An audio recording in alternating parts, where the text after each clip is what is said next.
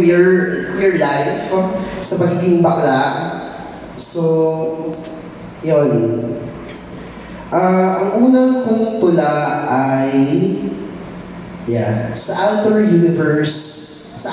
universe, Jennifer. Sa panaginip, pinahiram kita ng lighter. Sinindihan mo ang Marlboro lights na nakaibig sa pulang-pulang mong labi. Sa panaginip, nilalakad natin itong lansangan ng walang takot o pangamba na mabastos o mabugbog. Sa panaginip, sinusuklay ko ang mahaba mong may highlights na buhok. Kinukulot, inuunat o minimega pa ng mukha sa harap ng salamin. Sa panaginip, may taginting ang tawa, may kilang mga mata, walang kapas sa dibdib. Sa panaginip, sumasayaw tayo, nakatingkay ng mga paa, nakataas ng mga kamay, nakatingala, nananaginip habang marahang pumapaindulog ang ibinugan mong usok.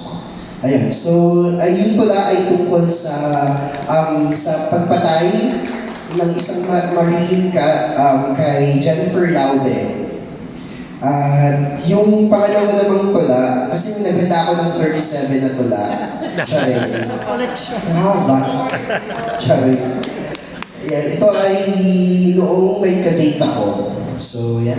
Ang landi, no? Puro landi. Charing. Wala akong pagkagulaw na natatakutan. Nais kong pabagalin itong paglakad ng oras at nababatid kong hindi akong unang umibig na ganito, na humiling ng ganito. Matabang kitang pinanonood kung paano mong masinsing inihihiwalay ang sibuyas sa in-order mong sisig na bangus sa mga inasaya.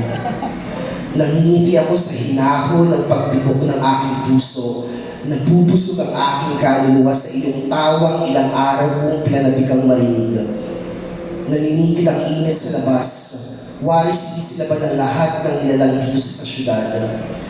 Naninipis ang tipak ng yelo at marahang dumudulas ang pawis sa mamantikang baso. Tumatagintig ang iyong tawa, hinahaplos ang lahat ng ligalig at lunggati nitong lungsod. Sabi ng aking guro, darating ang panahon at bubunawin ang araw itong daigdig sa sabog ang sandaksang helium at mawawala ang grabidad na humahawak sa lahat ng planeta. Wari mga initsyang bola sa kawalan, madudurog ang lahat. Alam mo, hindi ako ginugulo ng mga ganitong gulang-gulang.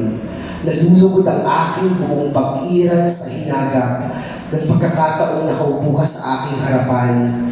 Walang takot ng katapusan ng maaaring pumigil sa pagdiniig ng hangin parehong iniluwal ng ating mga baga.